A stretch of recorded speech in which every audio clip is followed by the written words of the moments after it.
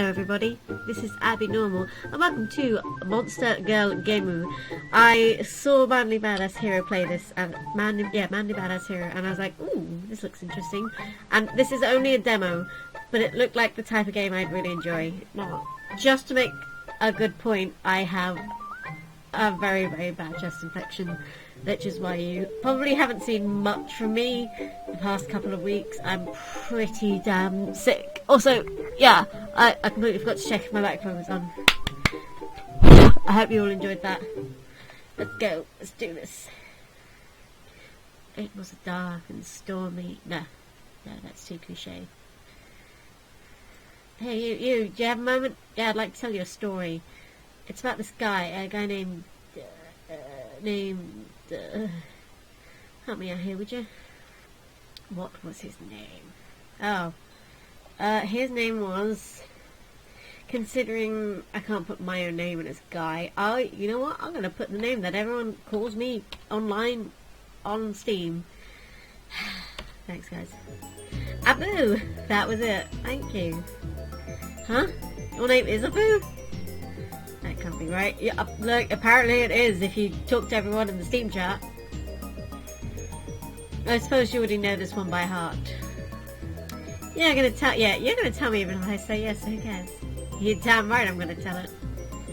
I didn't fly all the way out here to give up just because of some rip in the timeline. The least you could do is be polite. I'm disorientated as it is. Screw it, I don't need your pity, I'm moving on. This is the story of a boy. An incredibly rude boy named Abu. Wait just a minute, woman. What? Well, it's true. Could you let me tell the story first? That's all now. No more quips from you until the story is done. Got it. Where was I?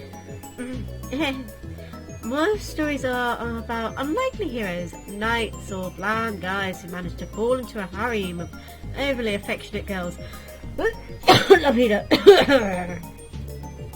However, this particular tale concerns a rude boy by the name of Abu. Abu wasn't always a waste of space, mind you.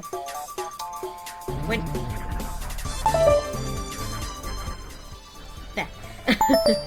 Sorry, it was too loud for me. When he was younger, he was a model kid. He always listened to his parents and followed the rules. But when the clock struck midnight, I'm guessing that struck midnight on his 13th birthday, he transformed into a problem child. Puberty makes fools of us all that way. He wouldn't put down the toilet seat. He corrected spelling mistakes in library books. He'd sass the teachers. It sounds just like me. Worst of all, he'd insult other people's taste in fictional women. Egads. That's the worst of it. The kid's starting to sound pretty cool. Hey! That's the worst of it? Well, no, I mean, he also stopped believing in Santa and the Easter Bunny. And he'd eat his vegetables and everyone else's, so no one could get any nutrients but him. Okay, he was a real jerk, this kid. Would you just let me finish? The trouble only increased as he got older. Sassing teachers turned into fighting them. Stolen toys became stolen cars and stolen girlfriends. The kid went through school like guys go through tissue paper. While it made him popular enough with his peers, his parents were at a loss. No school near them would even entertain the idea of letting him join, and without a proper education, he had no chance for a career. Not to mention finding a nice girl to settle down with. They wanted grandchildren as much as anyone else, but not at the cost of him marrying some monster woman. After a year or two of searching, they finally located a school willing to take him off their hands. Unfortunately, it was in a city of undesirable races. Pardon? Oh, I thought it was weird that his mum pointed it out. It was weird. Yeah, it was weird. Yeah, fuck you even say that shit for mum. It was weird, right? Yeah. Huh. You'd expect it from your dad, but not from your mum. You don't expect it from either of my parents. She never seemed like the type. Maybe there was a reason for it. But you can take it up with your therapist, because I've got a story to finish. He wasn't going to let that keep him from terrorising a new group of teachers. How bad could it possibly be? Maybe he'd even get the chance to bang some foreign chicks. So 2 days ago, he packed up his things and got on the first bus headed straight for that minority town. Legends would surely tell of what he accomplished there. Chapter 1, Act 1. Is this Humerus? I'm guessing it's a bone joke. The bus ride stopped abruptly around noon, leaving Abu stranded in a shop-filled alleyway. Just imagine it's me, without boobies, and a big penis. Well, a bigger penis. If he were paying attention to anything other than his phone, he might have noticed something was amiss. And if Abu was genre savvy, he would have bought a map instead of wandering around. You can get Google apps, Jesus Christ. But he wasn't, and he didn't. He did, however, notice the cute redhead standing alone. He had a thing for redheads, ever since 2nd grade when he ate his first red crayon. Don't go telling people about that shit. So, as much as it embarrassed him, he couldn't stop himself from thinking about that crayon every time he saw a red-headed girl. He could barely remember why he ate the thing in the first place, because kids eat weird stuff all the time. But there was the pressing matter of a girl who looked attractive from behind, so he'd have to figure it out later. He called out to her. She didn't respond. Must have been one of those music players. Yeah. I'm going to save. Yeah, just in case. You never know. Oh, sorry, glass of water for Abu, apparently. So he stomped over there and grabbed her arms. Girls like that shit. No, we don't. No one likes that shit. Took her hands in his. That's not weird. Yeah, this one. Grabbed her oddly cold hands and pulled. That was standard protocol in 2nd grade, and Abu's flirting style hadn't changed much. If Abu was genre savvy, he would have asked his parents to elaborate about that race remark. Maybe, that would have prepared him for the shock of skeleton arms popping out of her sleeves. What kind of sick person carries on fake arms? They felt real enough, but they had to be props. The only other option was that she was some kind of skeleton girl! Oh, panty shot! Impossible, inconceivable, implausible. You keep saying that word. I don't think it means what you think it means. Skeleton girls will make believe like Santa or fairies. Hey, wait a minute. Torn between running and fighting her head on, Abu gripped the she-skeleton's arms, unsure of whether to use them as a club or toss them. As he waited for the sweet embrace of death, it turned to him and spoke. In a voice befitting a young woman, and not at all what he imagined a bone board to sound like. Please to be returning my arms now, yes? It was more pleading than annoyed, as if she expected him to run off with her arms at any moment. There was also a slight Brooklyn accent. I can't do a Brooklyn accent. Hang on. Brooklyn is Jennifer Lopez. Because she's still Jenny from the Bronx, so it's this accent. No, I can't do it. No. He would have laughed as if there were virtually any other situation. Wanting to keep his distance, Abu dropped the arms and slowly kicked them over. Would the undead dame be appeased? If he hadn't seen it with his own 2 eyes, he never would have believed living skeletons were possible. Yeah, how is she putting her arms back on? You know, I have no idea. No. I'm not well versed in skeleton lore. Kinda skipped out on that class. Maybe it's a magnet or magic. Let's just say it's magic. Let's stick to that. Instead of running for his life, he stood there, wondering how long skeletons functioned. Perhaps it was a defense mechanism to keep himself sane in spite of the sight in front of him.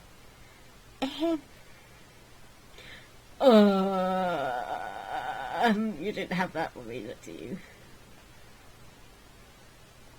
Did your hair bow say penis, or am I misreading that completely? It's either penis or Ben's. What's with that ridiculous get-up? Penny person's the name. Not being a skeleton is my game. Yeah. Yes, you can see. I'm completely human like yourself, so there's no need to be alarmed. Yeah. Is that not it? Oh, it's because I didn't insult your hair, right? That hairstyle of yours is really cool. Seriously, it's great. What are you doing here? What'd you say about my hair? I'll feel like Yosuke. I know that series had to be based on a true story. No one could have made something up that bizarre. Your eye sockets are love hearts. Your eye holes. And he never ages, you know. So that had to mean the stone mask was real. How come you haven't dared door me back to unlife yet? I guess I won't be able to see it even if you did, huh? Or could it be that you're the unnamed Pompadour owner that saved little Josuke? You're confusing the shit out of me. Yeah, there you go. Did I not introduce myself already? My social skills aren't as decayed as my flesh, honest. Alright, here I go. Firing my way into everyone's hearts. Nice to meet you. I'm Scully. Something. Okay. Yeah. Yeah, sure. Pretty good intro, right? I spent 3 weeks working on it. You know, I never see human guys your age around here unless they've got monster girlfriends. Well then, jobs, but you're way too young for prostitution. And you didn't introduce yourself. Don't you have an anime quote? What's this about hookers? Abu, something, kind of a weird lesson. Abu, what's this about hookers? You know the story, a human guy straight out of college moved here hoping to get a Nekomata girlfriend. But he's got no skills and high-class pussy doesn't just jump on a dick because it's got no barbs. Okay, I like you. So he's stuck having to sell himself to Spider and Dragamon to make ends meet. If he's lucky, one of them will put a ring on his finger. I guess it's better than being lunch. What? No, that's not why you're here, right? You two kids give yourselves old hags. I'll take care of you. You can stay in the basement with me until you get a skill. I'll even let you get first player in multiplayer games. Most of the time. At least 20% of the time. 5%? She stopped in the middle of her ranting to stare at an envelope hanging from Abu's left pocket. Before he could offer it to her, she yanked it right out of his pants. Hey now, that's attached to my penis, please. Her eye holes quickly scanned the paper, whatever it must have been. Interesting. Come to think of it, Abu hadn't opened it to read the letter inside. His mother placed it in his coat for safekeeping. He wrote that the girl at the bus's stop number on the back of the envelope. But he completely forgot about it until now. How could I forget if you've never mentioned it? I gotta say you're fucking terrible. Yeah. Hey, I'll have you know I'm a very good storyteller. I may not have an award for it, and my style's a little unorthodox. I'll pass the test this time. Just you watch. Just shut up. Let's not get distracted. Oh, Mr. Elf is going to Maiden Academy, huh? This is good luck, because I'm going there too. It's real itsy. It was an all-girls school, but it changed into a school for delinquents a few years back. Can't remember why. Maybe we'll get placed in the same hall. We'll be neighbors. You can cook for me and we can exchange underwear. Alright. I'm okay with that. Wait. Let me see your card first. I can put my name on it. My V card? I don't have it. What makes you think I've got a credit card? My V... Yeah. You lost yours already? Boys really are promiscuous. But no, I didn't mean that kind of card. Your ID, your protection card. Are you really walking around with that one? Don't you know how dangerous that is? You think I fucking knew? Do it if it were new. Dangerous was sure, well, I don't want to be too sassy. This is a really good photo of you. You look super cute here. But I'm not saying you're ugly outside the photo. You look cute here too. Oh god. But this isn't a protection ID. You really need one of those. She's like Velma from Scooby-Doo if Velma was a skeleton. Listen here, I've still got a 20, so how about I do you a favor and hope you get one? It'll only take a minute, or a few hours. I don't remember which, but you're not doing anything right. Not taking no for an answer, Scully pulled Abu to a nearby bookstore. First by his pants, then by his shirt, and finally by his belt. It was almost as if she was afraid to hold his hand. She clearly didn't understand that he wasn't excited about the situation she was. She grabbed me by the pants. The store was largely empty. Abu couldn't tell if it was related to the time of the fact that there were 3 other bookstores on the street. The tiny group there was split between humans and non-humans. 2 normal human couples and 1 clerk. If it wasn't for the rest, you'd just assume it was a struggling but normal bookstore. But the rest, a half-horsewoman browsing the self-help section, a demon man who clearly wasn't watching his 2 unruly children, and a woman made of rain clouds. How does that work? Abu tried his hardest not to stare. I've just realised something. You have boobies, and you're a skeleton. How does that work? A few minutes later she returned, munching on half of a muffin. Oh, hey, is that one of those weather women? Tempestus, I think that's what they're called. Yeah. Can't remember the last time I saw one in person. I heard if you throw a coin into the water and make a wish, it'll come true. Oh, the Clark girl said your card will be ready in a few minutes, so, you know. Yeah, but you didn't clear why I need the fucking thing. Yeah. Really? That's us. Why didn't you say something sooner? Because you wouldn't let me. Let's see if I can explain this correctly. Certain races have a tendency to feed on humans, both sexually and literally. Okay, yeah.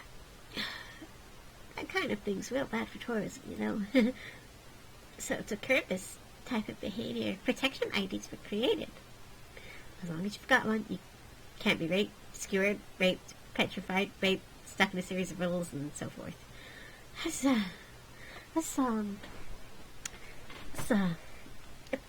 That's an interesting place, yeah. Even if you lived in a designated monster city. Ew, get your finger out your nose. Ew, get your worm out your eye. Ew! What's that look for? I got no interest in eating you. I'm not some common zombie, she says. She said rape, but you did say rape like 3 times. Yeah, I guess I did. This is always, yeah. Oh, yeah, you were right, whatever. No need to thank me, I'm just doing my duty. If the shoe was on the other foot, I'd like to, you'd keep me from being eaten. There's nothing on you to eat. We're passing on, that's what passing out do. What the fuck's passing out? Passing out, keep passing out from being brutally eaten or violently raped. What is this game? Speaking of being flooded. Oh no, don't laugh, I'll die. Oh god. Oh god, I need to drink something. Okay. Speaking of being flooded with semen, I should go on your card. I should go check on your card. I'm sorry. She returned less than a half hour later with a square no bigger than a credit card and a bag of muffins. They considered asking why a skeleton would need muffins, but realised it would only lead to another bizarre discussion. Hey, I bought muffins. Ate half the bag already, but they're still good. You're a skeleton. What do you need? Scully also bought your cards. She didn't forget. That Tempestus was still over there. Maybe I should have said something. But at least I could have thrown a coin at her. Oh, here, your very own protection ID. And according to Stud ID, Abba's number is 3493. You try not to forget it, alright? Oh, 3493. I'll probably forget it when I have to save and go back. For the record, Scully's number is 885. Because it looks like boobs. I like you. I had no idea what your last name was, but it turns out you've got a record. Which is super cool, by the way. So the clerk was able to get it from that. Lucky you, right? Oh, it comes from with a manual. You should go over that later. It's got important stuff like the curfew. I guess this is goodbye for now. I don't know why I'm tapping my lips. Just tapping my lips. Oh god. But it was really cool meeting you. Maybe we'll get lucky and end up in the same classes. Cool. She was right, it was cool. She was cool. Her spurging had distracted him long enough to forget that he was talking to a real live skeleton. He dreamed of the day he'd had his own undead army. He even doodled it in his notebook. And while she wasn't exactly an army, he was still living out his adolescent wet dream. It finally dawned on Abu that there was an entire world outside of his one small town. A world filled with monsters and magical people. It was the start of an adventure. He had an oddly attractive skeleton woman willing to guide him the entire way. So for the first time since his parents shipped him off to this bizarre town, Abu smiled. He smiled and extended his fist towards her. Don't punch her. Bad is this? You're not looking to fight, are you? I don't have the bone to pick with you. I only know how to punch. There's no sport fighting me. I know what this is. I saw this in a movie once. Are you saying I should... I'm gonna do it. Wait, I should take my hair clip off first so it doesn't explode. Whoa. Here I go. My hair is amazing. It's happening. I'm doing it. The fabled pro hand gesture. Wait, I need to make a popping noise when I connect this. No one's ever initiated me into a pro club before. Scully's gonna write the stay down in her good day journal. Can't believe he didn't. That was cool. It's super cool. No, you're cool, baby. Oh, fuck, look at the time. I like to imagine she went from, like, super fangirl mode to just, oh, fuck. It's too dangerous to be out here after dark. Why didn't I think about this earlier?